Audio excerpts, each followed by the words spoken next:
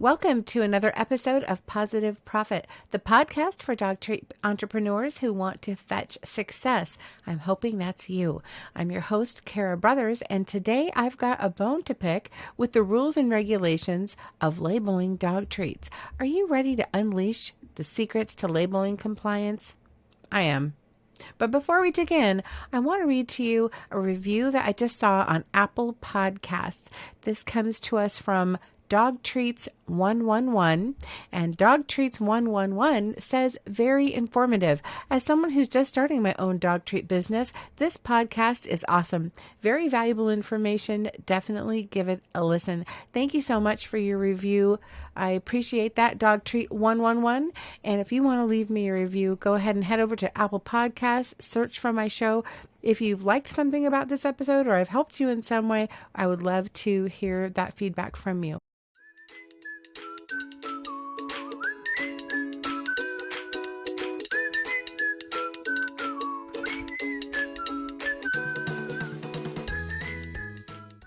I've got a podcast, as you know, and also a YouTube channel. That's brand new, and I can't wait to bring you all the content that you can hear as well as see.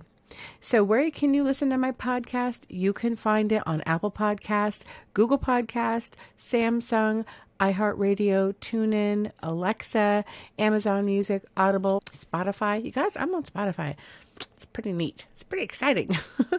You can also head over if you want to ask me a question. Jam on over to my website, positiveprofit.com/podcast. Or when you get there, just click on the podcast tab, and that's positiveprofit.com, positive with a PAW. And scroll down when you get to the podcast tab, and you'll see a little orange button, send message to Kara. So ask me a question if you guys want to know anything. I already have one question. I'm really excited. It's going to take me a minute to answer this question on the air, but I already have one question. I would love to have yours. So you've crafted the perfect dog treat, and now you're thinking about mass producing it. Woohoo! And selling it. Right on!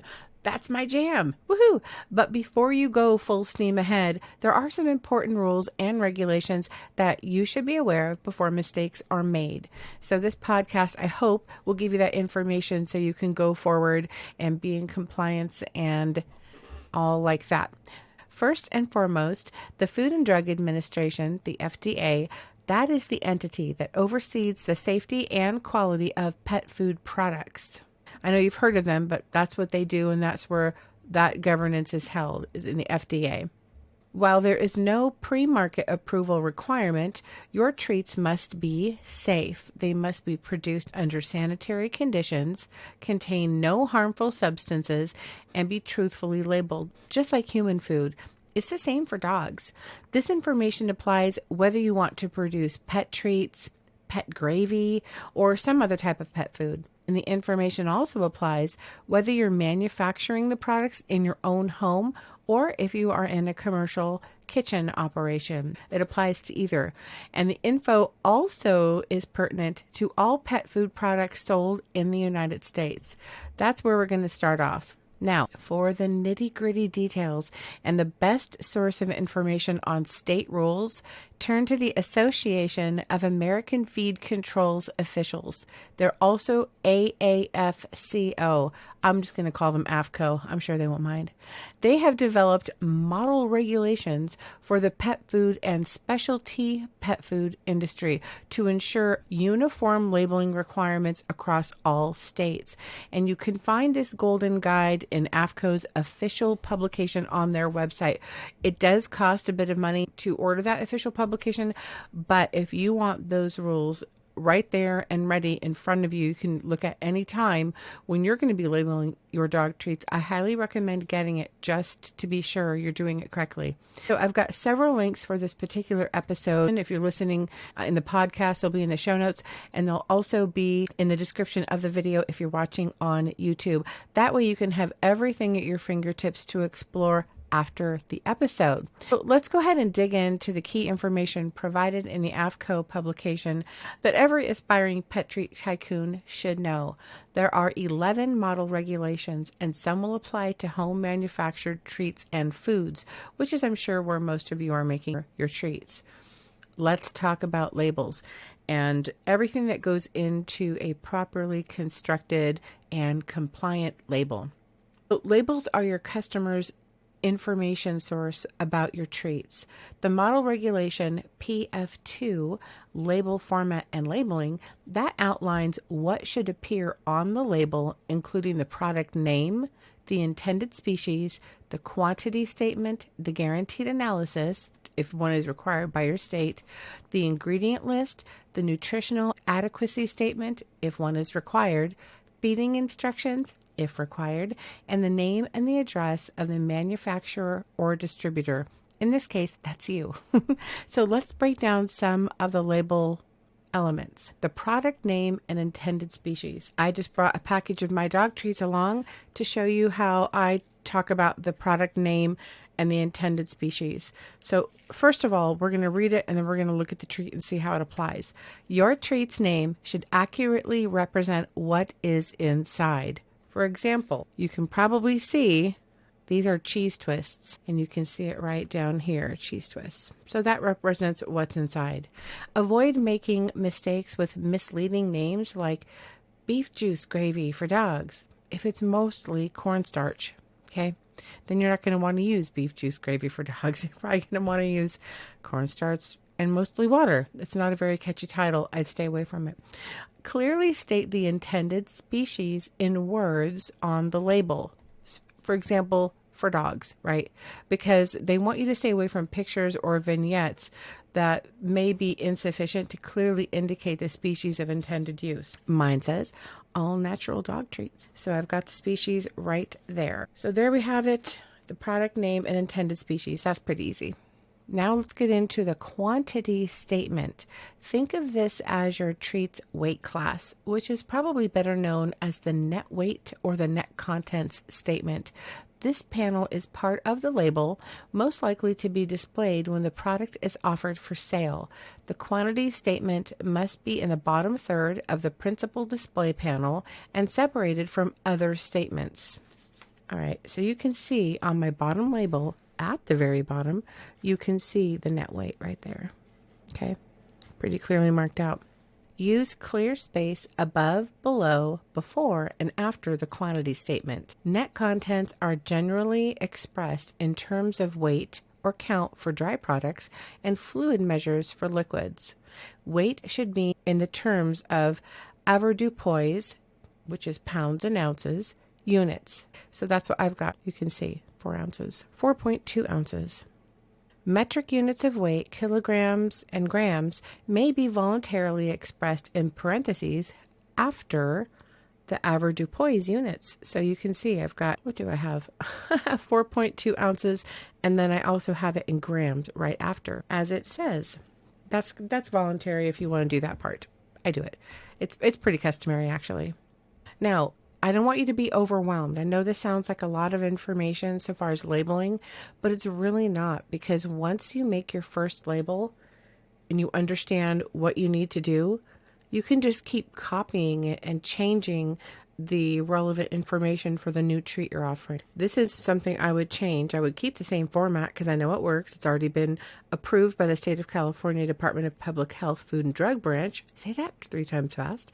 So I already know this works. So I keep this template, and if I'm going to be making bacon bites instead of cheese twists, I just type in bacon bites, and then I change the weight in ounces and grams. But all natural dog treats is always there because it identifies the species. So the guaranteed analysis, your state may or may not require one. You're going to need to do some investigation with your state to find out if one is needed. In my state, in California, we absolutely need a guaranteed analysis, and I actually think that is the case in most states.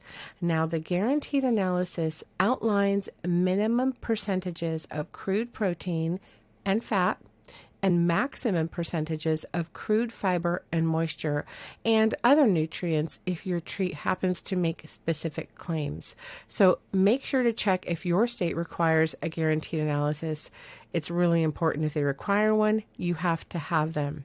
Where do I keep mine? On the back, because the front is pretty full. I've got my business name right there, my logo.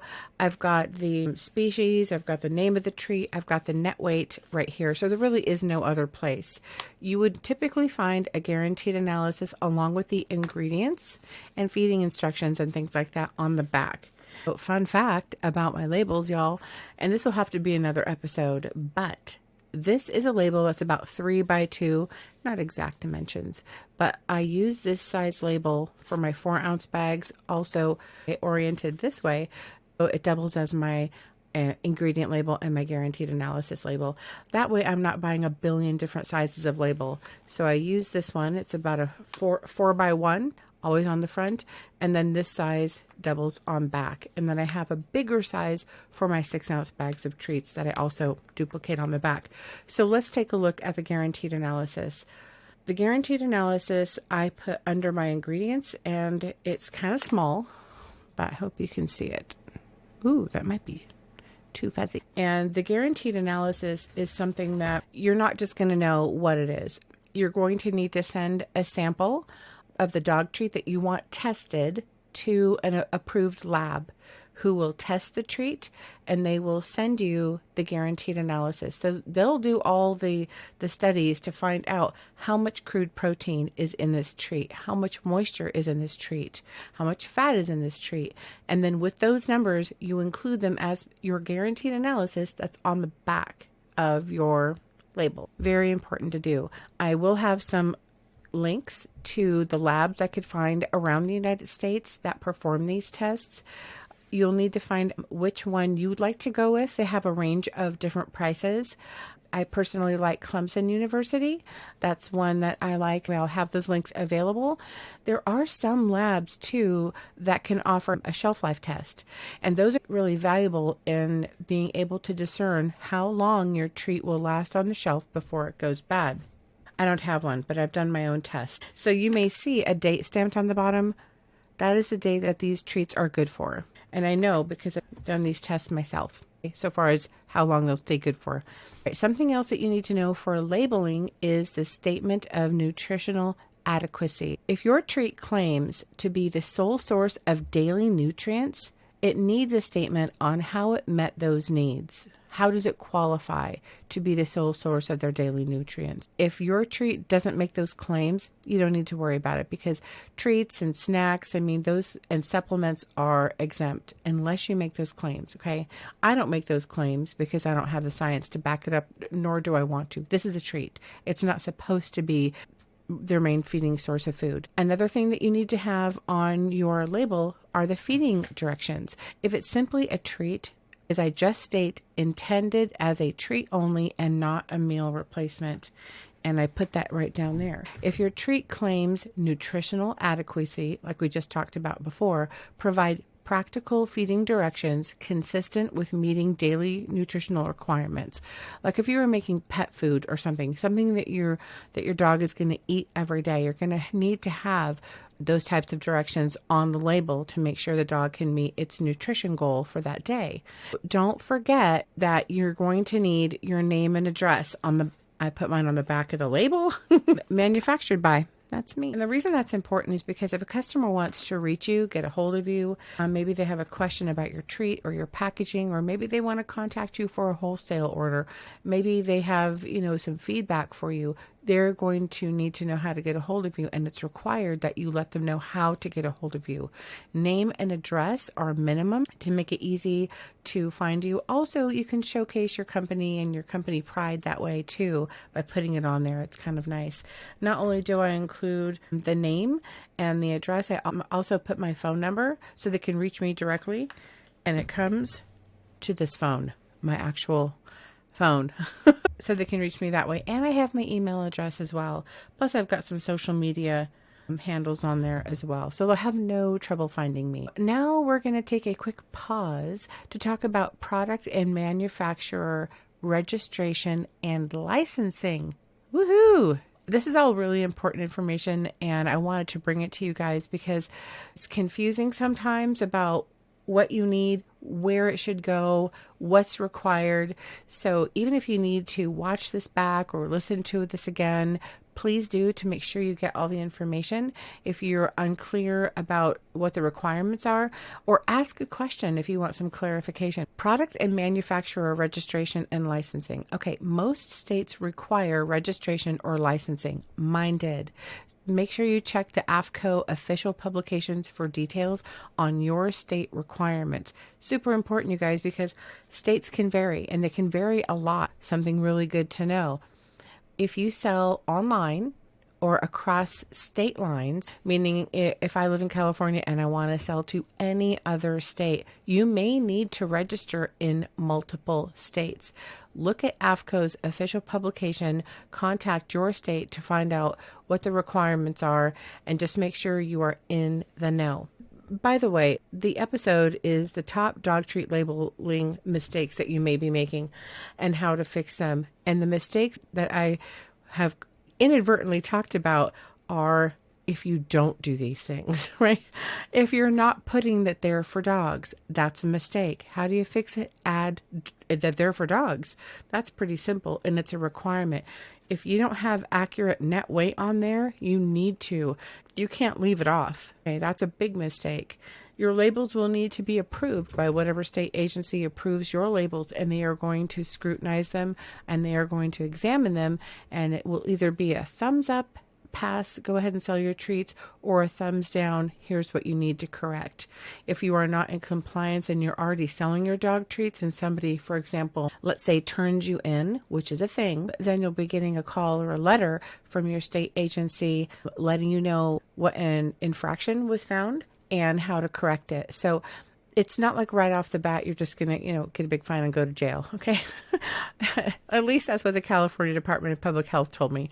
They say they make every attempt to work with the seller to correct the problem. And from what I hear, they are very helpful. They were very helpful for me when I got started. I had like 101 questions.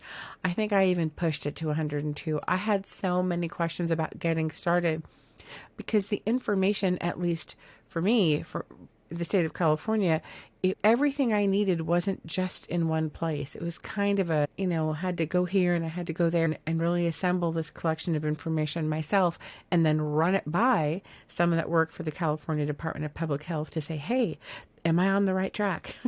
Anyway, but we got it down, and they are very helpful. The things that I've talked about, make sure you don't make those mistakes. Check your state's requirements to make sure you are in compliance. But when you're starting off a dog treat business, I really do recommend that you purchase a copy of the AAFCO official publication. I'll link it, and you can order it from the AAFCO website. Read through the section in the website, on their website. Okay, this is a great section, you guys. If you go to the AAFCO website, AAFCO.com, check out the section starting a pet food or pet treat business. Please do. Lots of great information. And find out about ingredients to use in your product, and then read the section on labeling. So there's great information there too. You can then progress to the section on registration and licensing requirements for your state or any state that you want to sell your product. I cannot recommend this website enough. So get started now. You can comply with the regulations and earn money, okay? So don't let it be scary and daunting at first. All the information is there. You just need to look at it, ask questions, follow up. Everything is pretty laid out. Selling dog treats, making dog treats, and everything that goes along with it is so rewarding. I just really encourage you to stick with this process, even though it's a little bit, confusing, maybe a little scary at first. We have all been there, me included. If you have any questions, if I can help you in any way, please let me know. Your success would be my greatest joy for sure.